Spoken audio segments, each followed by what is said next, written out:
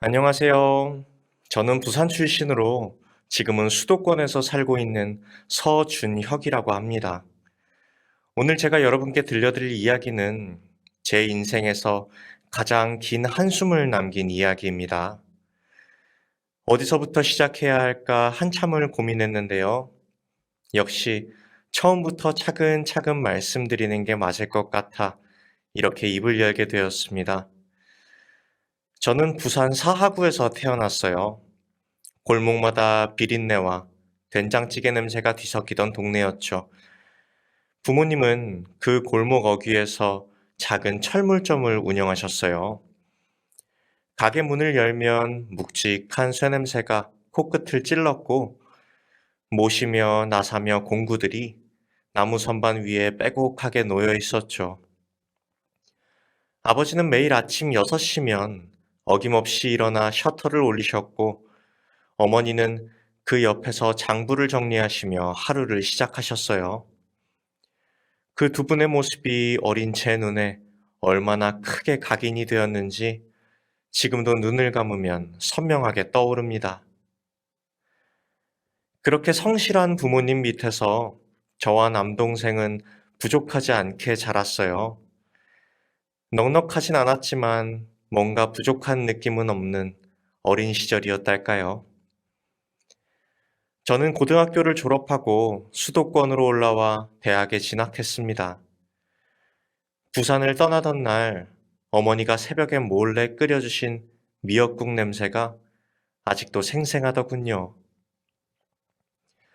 수도권에 자리를 잡고 무역회사에 취직하면서 저는 제 나름의 루틴을 만들어 갔어요.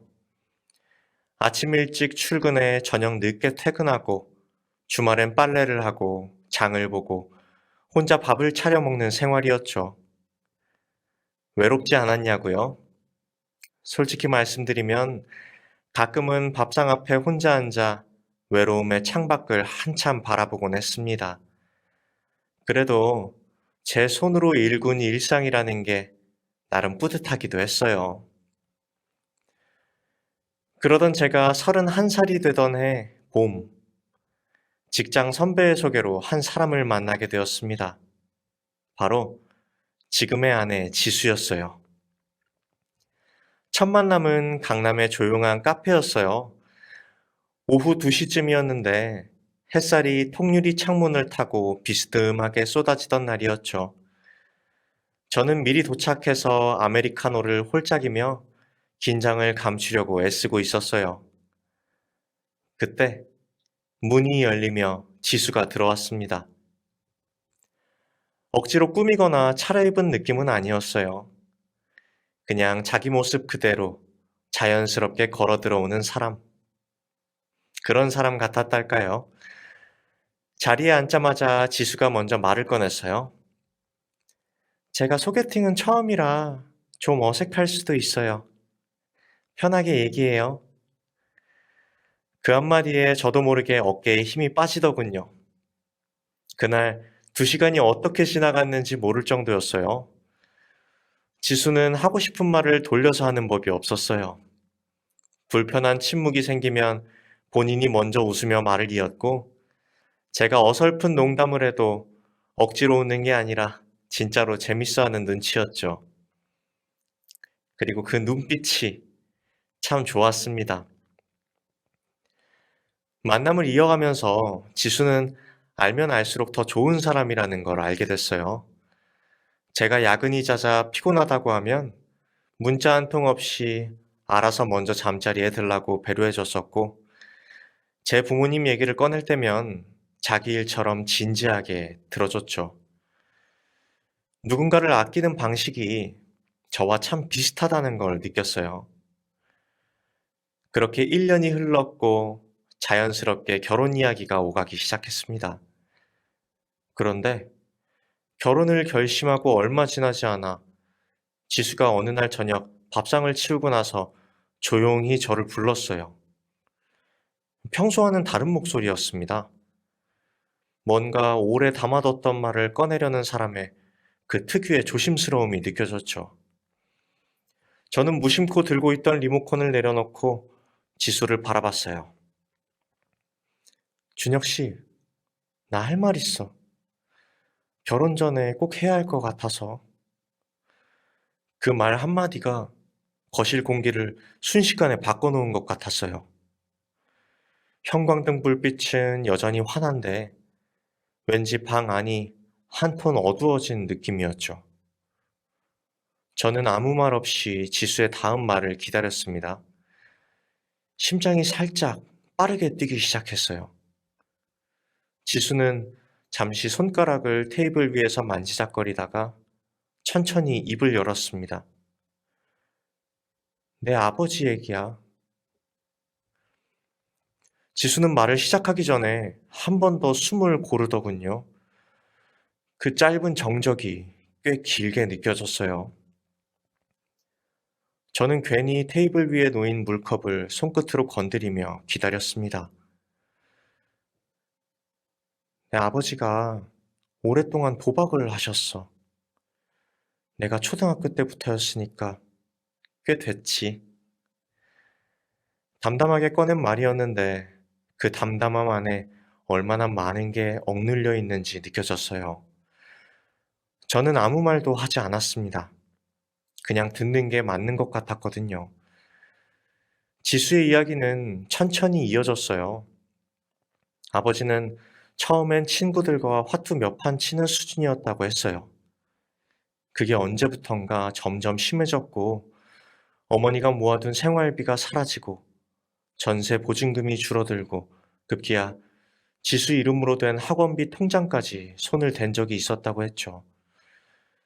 지수는 그 말을 할 때 시선을 테이블 아래로 내리 깔았어요.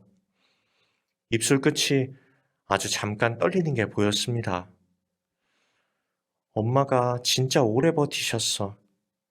어린 우리 때문에. 근데 결국은 못 버티셨지. 장모님은 지수가 중학교 3학년 때 이혼을 결심하셨다고 했어요.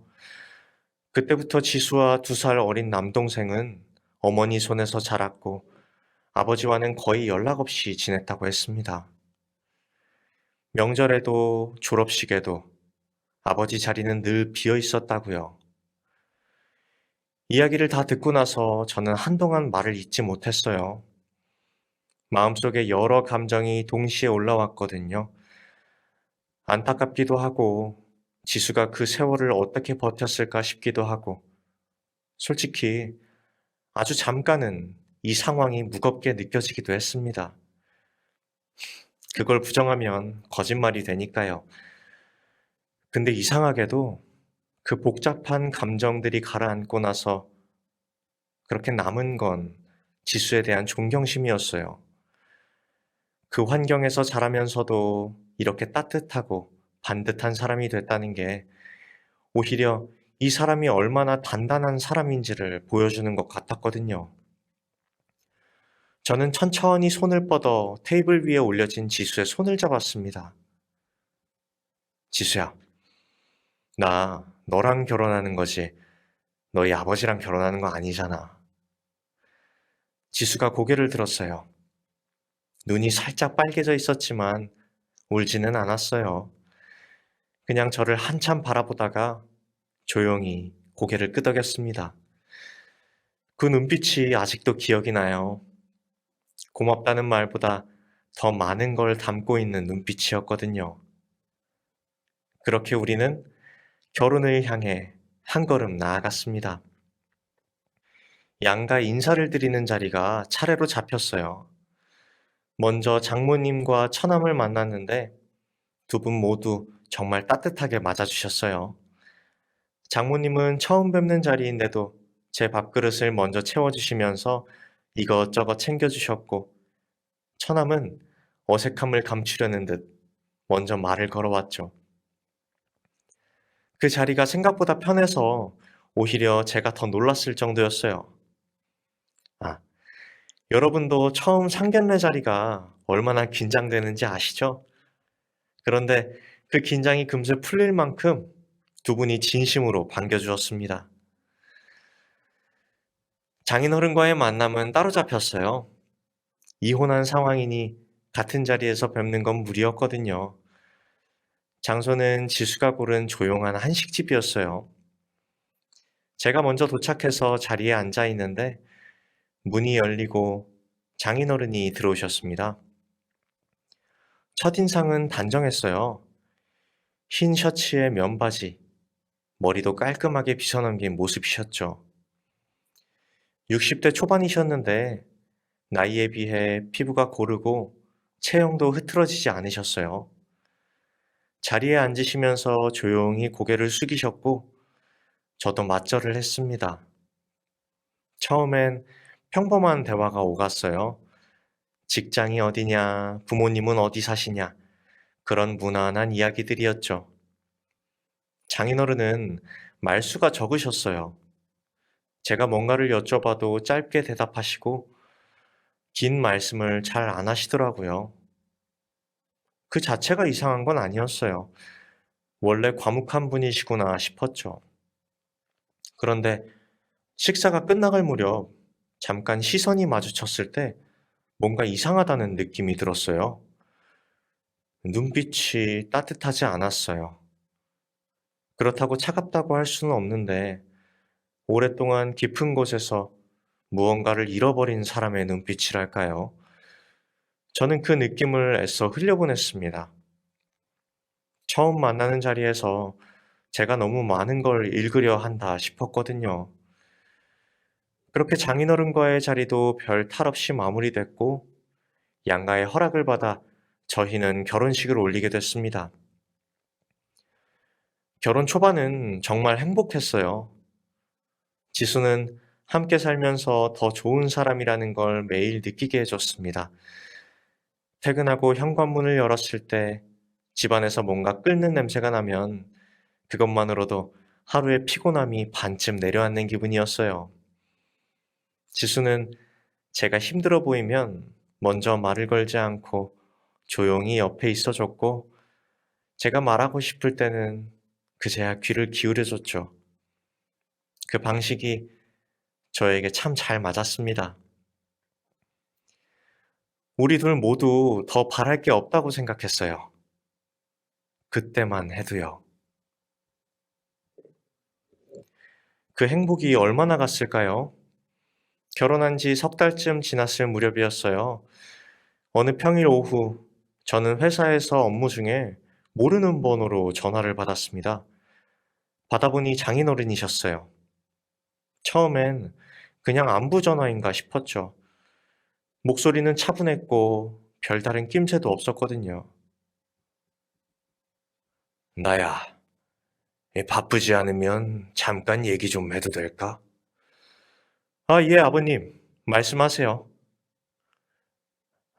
실은 내가 오래된 친구한테 돈을 좀 빌려준 게 있는데, 그 친구가 아직도 못 갚고 있어서 이번 달 생활이 좀 빠듯하게 됐거든. 미안한데, 이 자네가 잠깐만 도와줄 수 있겠나? 한 10만 원만. 10만 원이라는 숫자가 오히려 저를 안심시켰어요. 그렇게 큰 돈은 아니니까요. 장인어른이 오죽하면 불편하게 전화하셨겠거니 정말 급하신가 보다 싶었죠. 저는 흔쾌히 계좌번호를 받아 바로 보내드렸습니다. 그런데 그게 시작이었어요.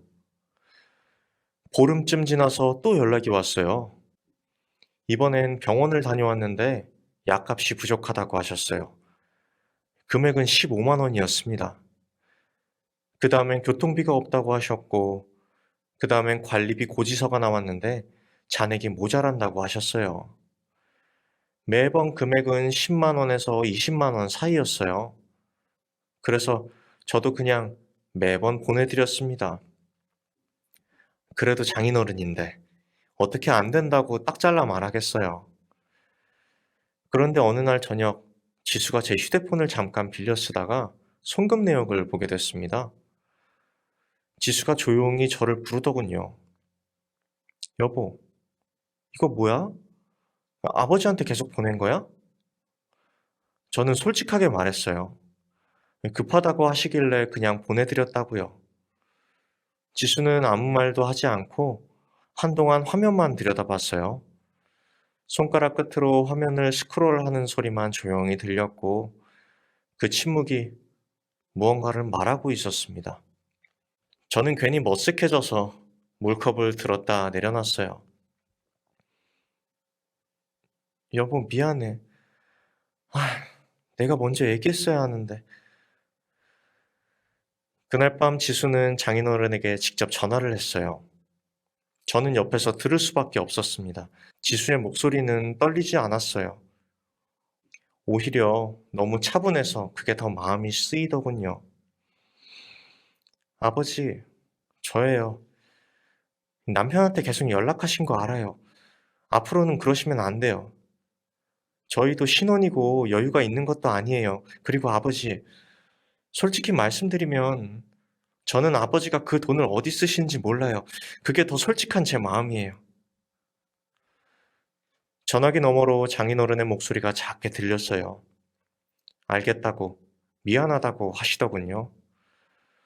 지수는 짧게 통화를 끊었고 한동안 말이 없었습니다. 저는 지수 옆에 조용히 앉아 있었어요. 뭐라고 위로해야 할지 몰라서 그냥 같이 있어주는 것밖에 할 수가 없었죠. 지수는 무릎 위에 두 손을 가지런히 얹은 채로 창밖을 바라보고 있었어요. 그 옆모습이 참 쓸쓸해 보였습니다. 그 뒤로 한동안은 정말 조용했어요. 장인어른에게서 연락이 뚝 끊겼거든요. 저도 지수도 그냥 그렇게 넘어가나 보다 했습니다. 바라던 바이기도 했고요. 일상이 다시 제자리를 찾는 것 같아 저도 모르게 안도하고 있었던 것 같아요. 그런데 그 고요함이 오래가지 않았어요. 결혼한 지 6개월이 지날 무렵이었습니다. 어느 날 아침, 저는 출근 준비를 하다가 휴대폰 알림을 봤어요. 장인어른이 사진 한 장을 보내셨더군요. 넥타이를 고쳐매다 말고 무심코 화면을 열었다가 저는 그 자리에서 손이 멈춰버렸습니다. 병원 진단서 사진이었어요. 심장 관련 수술이 필요하다는 내용이 적혀 있었고, 날짜도 불과 며칠 전이었습니다. 글씨체도 또렷했고, 병원 직인도 찍혀 있었어요. 얼핏 보기엔 영락 없는 진짜 진단서였죠. 잠시 후 문자가 이어졌어요. 미안하네. 자네한테 이런 말 하기가 참 어려운데, 병원에서 수술을 해야 한다는데, 수술비가 2천만 원이 넘게 든다고 하더라고. 내가 달리 방법이 없어서 이번 한 번만 도와줄 수 있겠나? 저는 그 문자를 3번은 다시 읽었어요. 2천만 원. 그 숫자가 눈앞에서 한동안 지워지지 않았습니다. 진단서 사진이 있으니 거짓말이라고 단정할 수도 없었고, 그렇다고 선뜻 그렇게 하겠다고 할 수도 없었어요. 출근길 내내 머릿속이 복잡했습니다. 이게 진짜라면 모른 척할 수도 없는 노릇이고, 만약 아니라면 이건 차원이 다른 문제였으니까요. 퇴근하고 집에 돌아와 지수에게 보여줄 수밖에 없었어요. 지수는 진단서 사진을 한참을 들여다봤습니다. 눈썹이 아주 조금 찌푸려지더니 잠시 후 동생에게 연락해보겠다고 했어요. 처남은 당시 의료 관련 일을 하는 지인이 있었거든요. 저희는 며칠을 그냥 기다렸어요. 그 며칠이 참 길게 느껴졌습니다. 그리고 처남에게서 연락이 왔어요. 자영, 제가 알아봤는데요. 그 병원에 그 이름으로 접수된 기록이 없대요. 진단서도 확인이 안 된다고 하고요. 지수는 그 말을 듣고 한동안 아무 말도 하지 않았어요. 저도 마찬가지였습니다. 뭔가 머릿속이 하얘지는 느낌이었어요. 진단서 사진까지 만들어서 2천만 원을 요청했다는 게 도저히 현실처럼 느껴지지 않았거든요. 여러분은 이런 상황이 오면 어떤 마음이 드실 것 같으세요? 저는 그 순간 화가 나기보다 그냥 멍했습니다.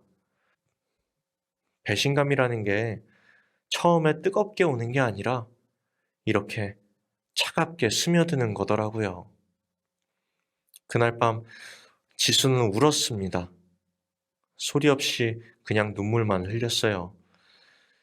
저는 그 옆에서 아무것도 해드릴 수가 없었습니다. 손을 잡아주는 것 외에는요. 지수의 손이 그날따라 유독 차갑게 느껴졌어요. 우리는 그날 이후 장인어른과 완전히 연을 끊기로 했습니다. 더 이상 기회를 드리는 게 저희에게도 어쩌면 장인어른에게도 맞지 않는다는 걸 그제서야 받아들였습니다. 그렇게 결심을 굳혔지만 그 결심이 끝이 아니었다는 걸 그때 저는 아직 몰랐어요.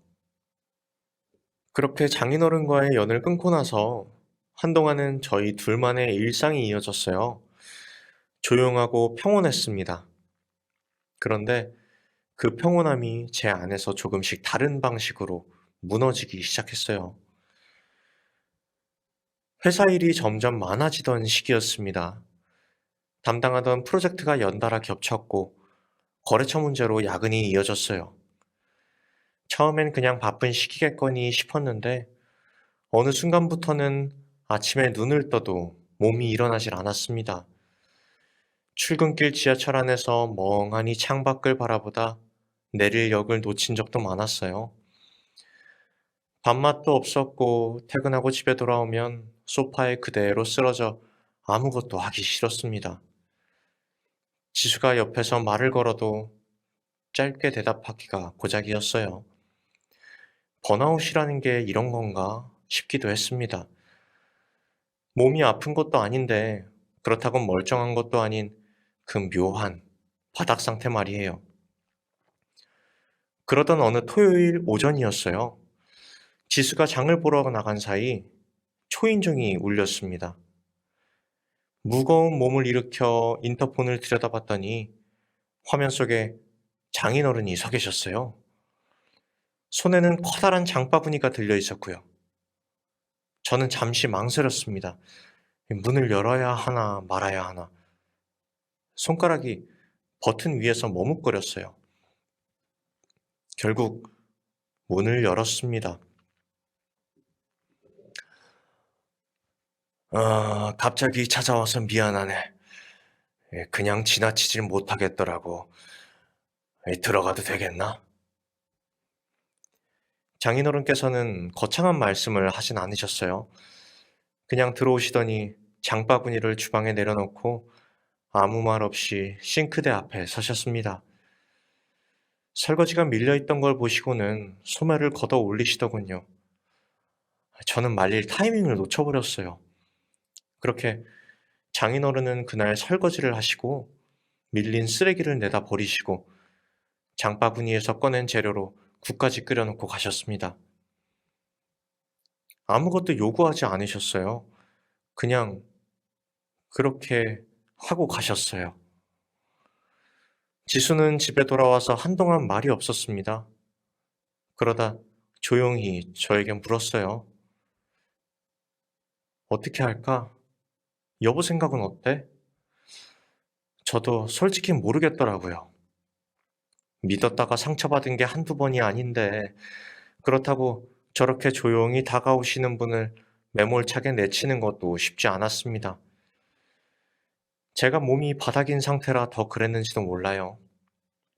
저희는 며칠을 두고 조심스럽게 문을 열기로 했습니다. 매달 일정 용돈을 드리기로 했어요. 대신 조건은 없었습니다. 그냥 가끔 오셔서 도움을 주시는 것, 그것만으로도 저희에겐 충분했어요. 장인어른은 그 이후로 일주일에 두세 번씩 오셨어요. 장을 봐오시기도 하고 청소를 해주시기도 하고 저녁을 차려두고 가시기도 했습니다. 뭔가를 요구하거나 손을 벌리는 일은 없었어요. 그냥 묵묵히 오셔서 묵묵히 일하시고 가셨죠. 시간이 흐르면서 저도 모르게 경계가 조금 낮아지더군요. 퇴근하고 들어왔을 때 집안에 따뜻한 불빛이 켜져 있고 밥 냄새가 나면 그게 장인어른이 다녀가신 날이라는 걸 알면서도 괜히 마음이 좀 놓였어요. 지수도 그랬던 것 같아요. 예전처럼 팽팽하게 긴장하지는 않더라고요. 그렇게 계절이 한 바퀴 돌았고 아이의 돌잔치 날이 되었습니다. 돌잔치는 양가 가족과 가까운 지인들을 모아 작은 연회장에서 열었어요. 장인어른은 오시지 않으셨습니다. 이혼 후 장모님과의 관계가 불편하신 탓에 저희가 조심스럽게 말씀드렸고 장인어른도 흔쾌히 이해해 주셨어요. 대신 전날 저녁 조용히 오셔서 아이 볼을 어루만지시고는 뒤돌아 나가셨더군요. 그 뒷모습이 조금 쓸쓸해 보이긴 했어요. 돌잔치는 웃음 속에 잘 마무리됐습니다. 아이가 돌잡이에서 청진기를 잡아 다들 한바탕 웃었고 장모님은 눈물을 훔치셨어요. 저도 지수도 녹초가 됐지만 행복한 피로감이었습니다. 그런데 문제는 다음 날이었어요. 돌잔치 다음 날 이른 아침, 저희는 양가 식구들과 함께 가기로 한 여행이 잡혀 있었거든요. 오래전부터 계획한 일정이었어요. 새벽부터 부산하게 짐을 챙겼습니다. 아이 짐이 어른 짐보다 2배는 많더라고요. 기저귀에 여벌옷에 장난감까지. 가방 2개가 아이 것만으로 꽉 찼어요. 그렇게 서둘러 나가는데 공항 가는 길에 제가 바지 주머니를 더듬다가 그만 손이 멈췄습니다. 지갑이 없었어요. 분명히 챙겼다고 생각했는데 아무리 가방을 뒤져도 나오질 않았습니다. 어제 돌잔치 정신없이 치르고 나서 충전기 옆에 올려뒀던 게 기억이 났어요. 지수에게 말했더니 표정이 살짝 굳었다가 이내 괜찮다고 했어요. 다행히 시간이 넉넉했거든요. 저희는 양가 식구들에게 먼저 가 계시라고 하고 차를 돌렸습니다. 집 앞에 도착해서 현관 비밀번호를 누르고 문을 열었습니다. 그런데 그 순간 거실 쪽에서 인기척이 느껴졌어요. 저는 순간적으로 몸이 굳었습니다. 분명히 아무도 없어야 할 집이었거든요.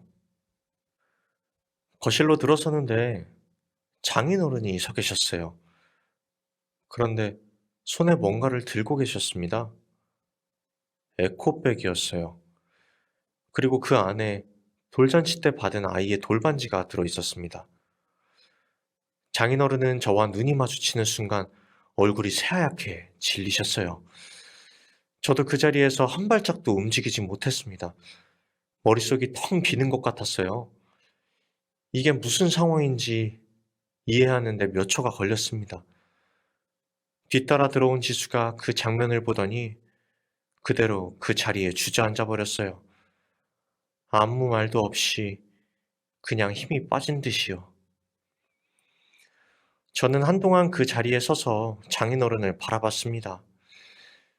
장인어른은 에코백을 든 채로 시선을 바닥으로 내리깔았어요. 아무 말도 하지 않으셨습니다. 거실 안에 흐르는 공기가 너무 무거워서 숨을 쉬는 것조차 어색하게 느껴졌어요. 제가 먼저 입을 열었습니다. 아버님, 그게 뭔지 저도 알고 있어요. 그냥 솔직하게 말씀해 주세요. 장인어른은 천천히 고개를 드셨어요. 눈가가 붉어져 있었습니다.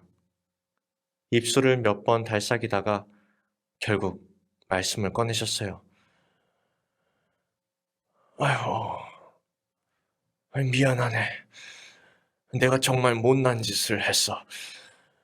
사실은 도박을 끊었다고 했는데 끊지를 못했어. 빚이 쌓였고 독촉이 들어오는데 달리 방법이 없어서.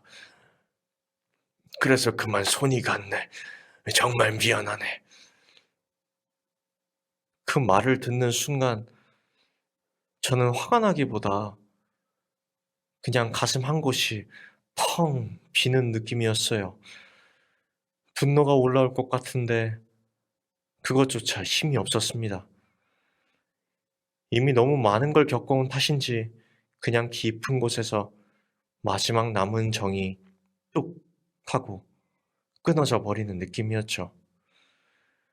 바닥에 주저앉아 있던 지수는 그 고백을 들으면서 아무 말이 없었습니다. 눈물이 볼을 타고 흘렀지만 훔치지도 못했어요. 그냥 멍하니 장인어른을 바라보고 있었죠. 그 눈빛이 원망도 아니고 슬픔도 아닌 그냥 체념 같은 거였어요. 그게 오히려 더 마음을 아프게 했습니다. 여러분, 가족에게 배신을 당하는 게 이런 거더라고요. 울음도 나오지 않고 소리도 안 질러지고 그냥 아무것도 안 되는 상태더라고요. 저는 장인어른을 집 밖으로 모시고 나왔습니다. 더 이상 긴 말을 나눌 수가 없었어요. 문을 닫고 돌아서는데 지수가 소파에 기댄 채로 조용히 울고 있었어요. 저는 그 옆에 앉아서 아무 말 없이 등을 쓸어주었습니다. 한참을 그렇게 있었어요. 여행은 그날 결국 취소했습니다. 양가 식구들에게 몸이 갑자기 안 좋다고 말씀드렸어요. 거짓말이 아니었습니다. 정말로 아무것도 할 수가 없는 상태였거든요. 며칠이 지나고 저는 법적으로 어떤 조치가 가능한지 알아봤어요. 그런데 알아볼수록 벽에 부딪혔습니다. 형법에 친족 상도례라는 조항이 있어서 직계가족 사이의 재산범죄는 형을 면제하는 경우가 많다고 하더군요. 미수에 그친 데다 직계존속이라는 관계까지 겹치니 실질적인 처벌로 이어지기가 어렵다는 말을 들었습니다. 저는 그 말을 듣고 한숨을 내쉬었어요. 억울하다기보다는 이 상황 자체가 그냥 스스로를 지치게 만들었거든요. 지수와 처남은 함께 의논했어요. 처남도 이 소식을 듣고 한동안 말이 없더니 조용히 한마디 했습니다. 자영, 더 이상은 안 될 것 같아요. 저도 이번엔 완전히 끊을게요. 지수도 같은 마음이었어요. 처벌보다는 단절이 맞다고 판단했습니다. 계속 연결고리를 붙들고 있는 게 저희에게도 어쩌면 장인어른에게도 서로를 힘들게 만드는 일이라는 걸 이제는 알았거든요. 그렇게 지수와 처남은 장인어른을 완전히 차단했습니다. 저도 번호를 지웠어요. 그 이후로 일상은 천천히 다시 자리를 잡아갔어요. 상처가 아문다기보다는 그냥 그 상처와 함께 살아가는 법을 배우는 것 같았습니다. 지수는 한동안 말수가 줄었지만 아이 앞에서는 늘 웃어줬어요. 그 모습을 보면서 저도 정신을 차려야겠다 싶었습니다. 그렇게 1년 정도가 흘렀을 무렵이었어요. 지수 휴대폰에 모르는 번호로 전화가 왔습니다. 받아보니 장인어른이셨어요. 번호를 바꾸신 것 같았습니다. 지수는 잠시 화면을 바라보다가 전화를 받았어요. 지수야, 지수야 나다. 잘 지내고 있지? 이 아버지가 반성을 많이 했어. 너무 외롭고 힘들어서 전화했다. 한 번만, 딱 한 번만 얼굴을 좀 볼 수 있겠니? 지수는 잠시 눈을 감았어요. 그리고 천천히 입을 열었습니다. 아버지, 저 잘 지내고 있어요. 근데 아버지, 저희가 마음의 문을 마지막으로 열었을 때 진심을 다하셨어야 했어요. 저희가 얼마나 많은 기회를 드렸는지 아버지도 아시잖아요. 이제는 제가 더 드릴 수 있는 게 없어요. 그리고 조용히 전화를 끊었습니다. 지수는 휴대폰을 테이블 위에 내려놓고 아이 쪽으로 시선을 돌렸어요. 아이는 거실 바닥에 앉아 블록을 쌓고 있었습니다. 아무것도 모른 채로 그냥 해맑게 블록을 올려 쌓고 있었어요. 지수의 눈가가 잠시 붉어졌다가 이내 부드럽게 풀렸습니다. 그 뒤로 장인어른에게서 연락은 오지 않고 있어요. 지금 저희 가족은 장모님, 처남과 자주 왕래하며 지내고 있습니다. 장모님은 오실 때마다 아이를 보며 환하게 웃으세요. 처남도 명절이면 꼭 얼굴을 비추고 아이에게 용돈을 쥐어주는 걸 낙으로 삼더라고요. 그 자리들이 참 따뜻했습니다. 오늘도 저는 퇴근하고 현관문을 열었어요. 그러자 아이가 두 팔을 벌리고 아장아장 달려왔습니다. 저는 그 작은 몸을 번쩍 들어 올렸어요. 아이가 까르르 웃는 소리가 온 집안에 울려 퍼졌습니다. 그 소리를 들으며 저는 생각했어요. 진짜 가족이란 이런 거구나. 거창한 게 아니라 그냥 이 웃음소리 하나면 충분하구나. 스스로 가족을 발로 차버린 사람의 끝은 결국 고독이었습니다. 그리고 끝까지 곁을 지킨 사람들의 일상은 이렇게 조용하고 따뜻하게 이어지고 있습니다. 저는 오늘도 그 일상의 감사함을 느끼며 살려고 합니다. 끝까지 들어주셔서 진심으로 고맙습니다.